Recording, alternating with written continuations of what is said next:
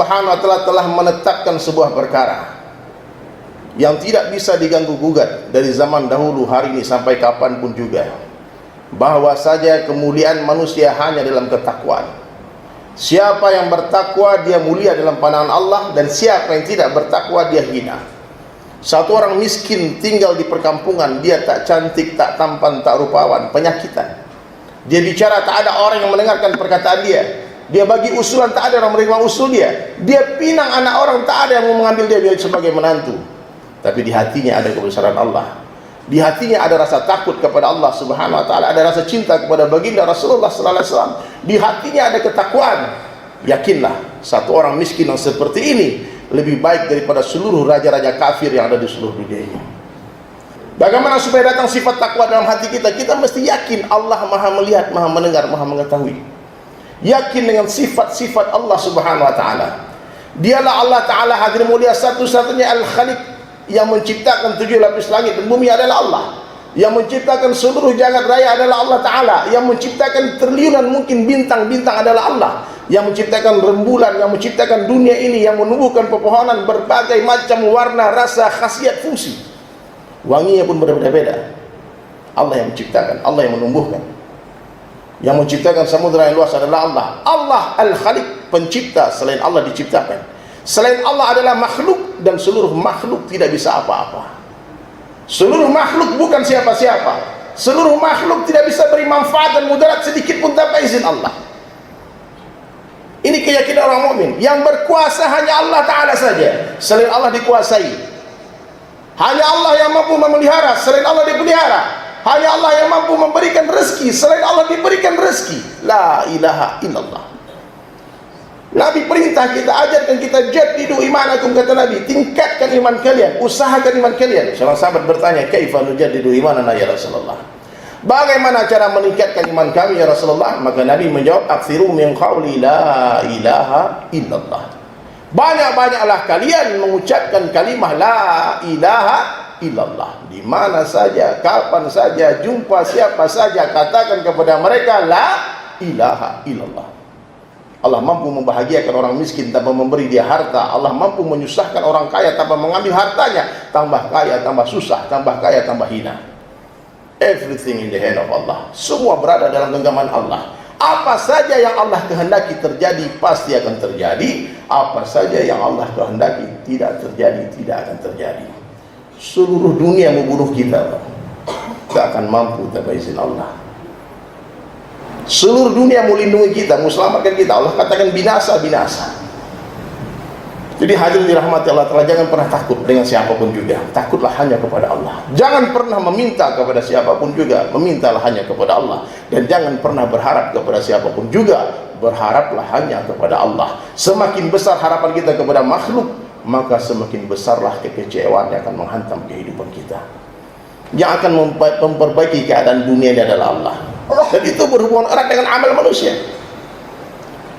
Amal manusia berhubungan erat dengan keyakinan yang ada di hati manusia. Maka sebelum kita menghijrahkan hati kita, hijrahkan lisan kita. Wa qulu qawlan sadida. Hai orang-orang yang beriman, takutlah kepada Allah dan ucapkanlah perkataan yang benar. Seluruh ulama ahli tafsir menjelaskan qawlan sadida adalah la ilaha illallah. Apa janji Allah? Yuslih lakum a'malakum. Aku akan perbaiki dirimu dan amalmu. Mulai hari ini perbaiki lisan. Jangan pernah berbicara apapun, mengucapkan kalimat apapun kecuali melibatkan Allah dalam setiap perkataan kita. Kalau memuji seseorang, anak, istri, teman-teman baik, cantik dan sebagainya, katakan Masya Allah. Lihat keindahan alam, lihat perkara yang menakjubkan. Subhanallah, Maha Suci Allah Subhanahu wa ta'ala. Berjanji katakanlah insya Allah. Kalau panas katakan Allah yang kasih panas. Kalau dingin katakan Allah yang kasih dingin.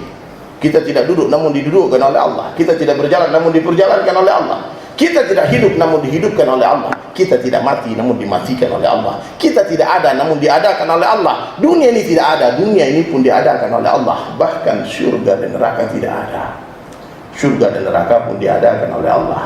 Allah Subhanahu wa ta'ala itu ada sebelum seluruh makhluknya ada, dan Allah Subhanahu wa ta'ala akan tetap ada setelah seluruh makhluknya sudah tidak ada. Seandainya seluruh makhluk sepakat mengatakan Allah tidak ada, Allah akan tetap ada.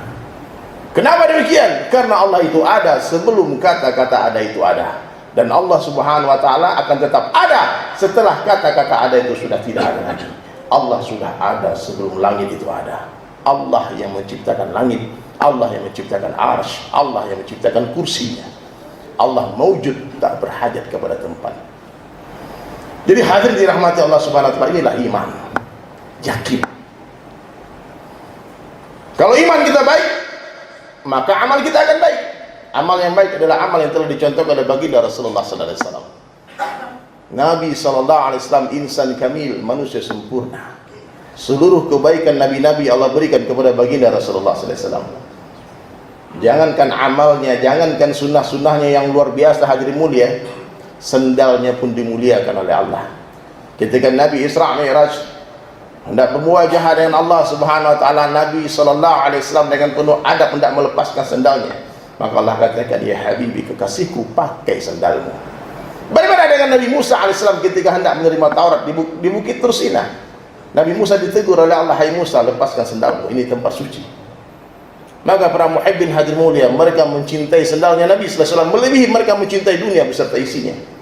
Bahkan bayangannya Rasulullah sallallahu alaihi wasallam pun hadir mulia tak pernah ada seumur hidupnya. Nabi tak pernah sekalipun tersentuh langsung matahari wajah atau punggungnya, karena sejak lahir sampai wafat Nabi diiringi oleh awan, dinaungi oleh awan. Allah tak ridho bayangan kekasihnya diinjak oleh manusia lain.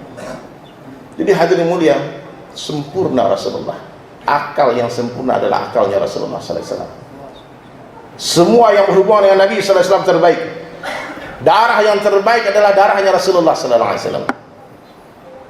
Ketika Nabi dilempar di Taif, mengalir darah dari kepala beliau, maka malaikat penjaga gunung mengatakan, ya Rasulullah, seandainya darah mau menetes di tanah, aku angkat dua gunung ini, aku hancurkan orang Taif. Nabi tampung darahnya hadirnya, jangan sampai ada yang binasa sebab itu. Begitu sayangnya kepada umatnya. Keringat Nabi lebih wangi dari kasturi. Mata yang terindah adalah matanya Rasulullah sallallahu alaihi wasallam. Kulit Nabi bercahaya. Semua organ tubuh Nabi terbaik. Rambut yang terbaik, rambutnya Rasulullah sallallahu alaihi wasallam. Seluruh kecerdasan dikumpulkan, 100 kecerdasan, 99 Allah Ta'ala berikan kepada Nabi sallallahu alaihi wasallam sendirian. Satu akal dibagi itu seluruh manusia. Bagaimana merdunya surah Daud alaihissalam, bagaimana tampannya Yusuf alaihissalam, bagaimana hikmahnya Sulaiman alaihissalam, bagaimana kuatnya Musa alaihissalam, bagaimana sabarnya Ayub alaihissalam, bagaimana tawakalnya Ibrahim alaihissalam. Semua kualitas terbaik para nabi Allah berikan kepada baginda Rasulullah sallallahu alaihi wasallam. Mencintai Allah Ta'ala ada syaratnya. Kita harus mencintai Rasulullah. Qul in kuntum tuhibbunallaha fattabi'uni yuhibbukumullah. Kalau kalian betul-betul mencintai Allah, ikuti aku, ikuti Rasulullah sallallahu alaihi wasallam. Surah, nampilan, sirah, syarirah, kehidupan Nabi 24 jam, ujung rambut, ujung kaki, bangun tidur sampai tidur lagi. Amalkan semampunya, yang tak mampu istighfar, bukan semaunya. Amalkan sunnah semampunya, bukan semaunya. Hari ini hadir mulia kita pilih-pilih. Tak mampu menghidupkan sunnah 100%, tolong jangan tinggalkan 100%. Amalkan yang bisa kita amalkan, yang tak mampu kita amalkan istighfar.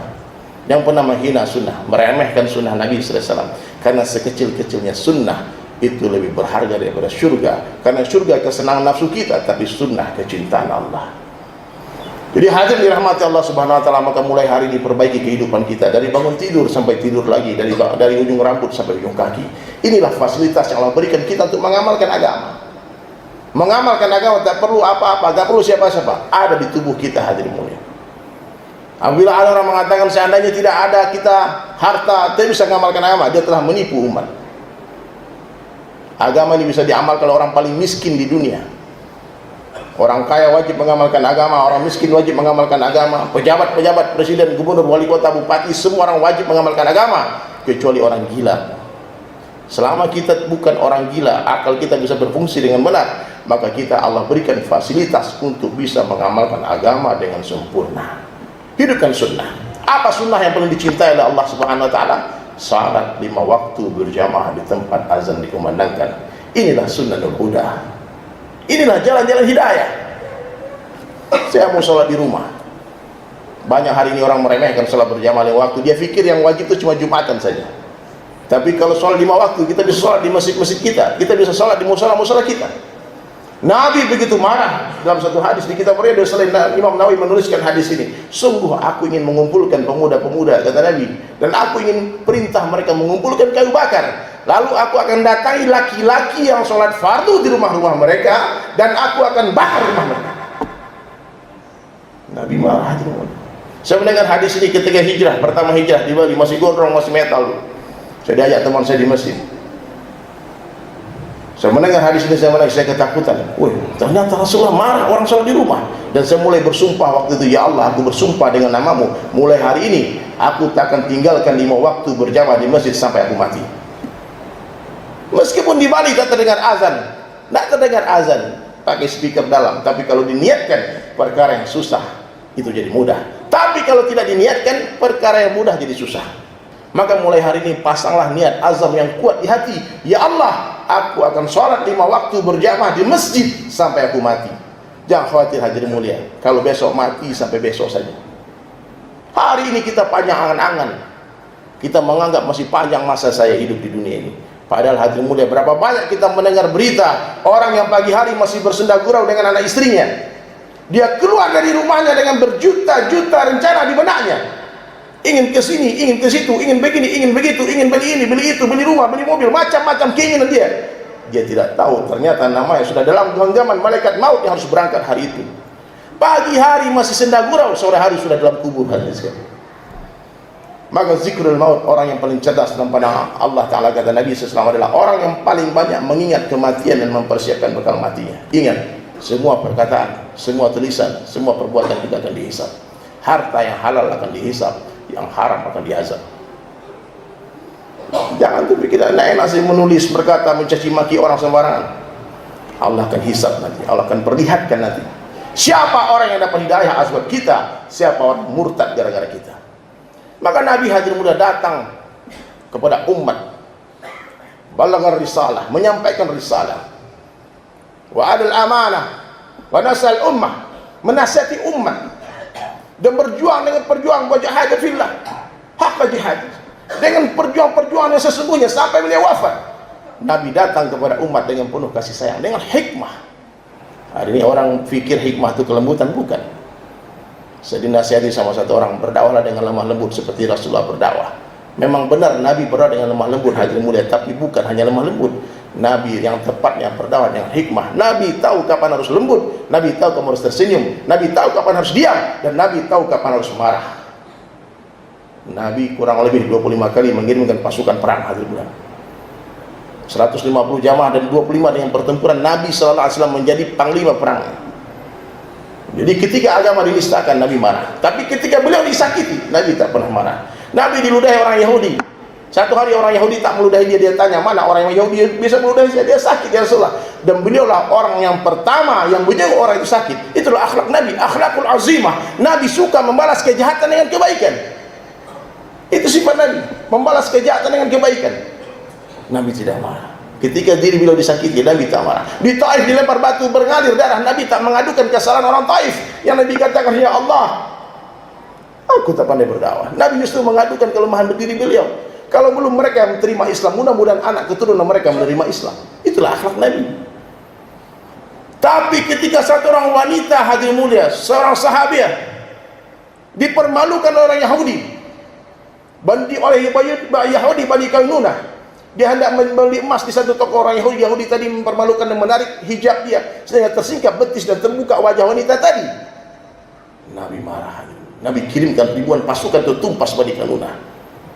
Maka Buya Hamka rahmatullah alaihi katakan, kalau agamamu dinistakan dan kalian tidak marah, ganti bajumu dengan kain kafan, mati aja Pak. Tahu agama dinistakan, ulama dicaci maki, dihina, antum lihat, kita marah, marah karena Allah. Jadi hadir di rahmat Allah, inilah agama yang sempurna. Nabi kita nabi yang terbaik, diberikan keturunan yang terbaik.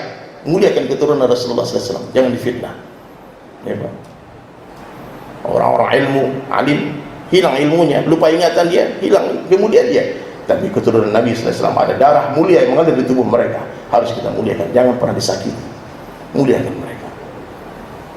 Bahasa yang terbaik bahasanya Rasulullah SAW, kampung yang terbaik kampungnya Rasulullah SAW. Rindulah ke Madinah. Di sana jasad Nabi terbaring, hadirin sekalian. Maka saya doakan semoga hadir mulia orang yang hadis berangkat berjumpa ziarah ke makam Nabi sallallahu alaihi wasallam wafatnya. Saya akan simpulkan sebuah perkara yang sangat sederhana. Orang kita harus jadi orang baik dalam pandang Allah. Orang baik dalam pandang Allah itu ciri-cirinya ada. Yang pertama, hatinya bersih. Tidak ada iri, hasad, dengki kepada orang lain. Penuh dengan tidak ada dendam di hatinya. Dendam itu sifat iblis. Jangan sampai dendam masih bercokol di hati lalu kita mati. Mati datang tiba-tiba. Maka setiap hari sebelum tidur berusaha berdoa, ya Allah, aku memaafkan semua orang yang zalimiku. Ya Allah, aku memaafkan semua orang yang menyakitiku. Ya Allah, tolong ampunkan dosa-dosa mereka. Bersihkan hati dari segala penyakit-penyakit hati. Kemudian yang kedua, orang baik dalam pandang Allah, kehidupannya dihiasi oleh sunnah Nabi sallallahu alaihi wasallam. Kita lihat dia, kita ingat Nabi. Lihat akhlak dia, terbayang Rasulullah sallallahu alaihi wasallam. Yang ketiga, orang baik dalam pandang salatnya khusyuk. Laki-laki tertib berjamaah 5 waktu di tempat azan dikumandangkan. Dia yakin fadilah yang Nabi janjikan. Ra'at al-fajri khairan minad dunya wa ma fiha. 2 rakaat salat sunnah sebelum subuh itu lebih baik daripada dunia beserta isinya. Belum salat subuhnya, baru salat sunnah. Kenapa kita tak pernah menangis kehilangan 2 rakaat sebelum subuh? Kalau kehilangan tas, dompet beserta isinya kita menangis, kita bersedih. Tapi kehilangan sabda Nabi sallallahu alaihi wasallam, kita tak yakin dengan janji Nabi. Kehilangan dunia beserta isinya. Kemudian yang berikutnya, orang baik dalam pandang dia haus akan ilmu. Ilmu itu seperti air, kata Imam Syafi'i, semakin berisi semakin dia hanya mengalir ke tempat yang lebih rendah. Orang tinggi hati tak bertambah ilmu. Orang tinggi hati tak bertambah ilmunya. Semestinya seperti padi, semakin berisi semakin berunduk.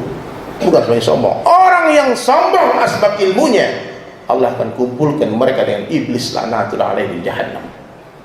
Jangan hati-hati mentang-mentang untuk ikut kajian terus anti kafirkan ustaz, ulama yang tidak sefaham yang nanti. Jangan pernah. Maka lebih banyak guru lebih baik. Kita fanatik itu boleh 3 saja, Pak, Allah, Rasulullah dan sahabat. Saya itu nggak boleh fanatik. Oh, saya Muhammadiyah, saya nggak baca kunut. Imamnya NU. Kalau imam baca kunut, kata guru saya ingat, nah, angkat tanganmu, nah, aminkan.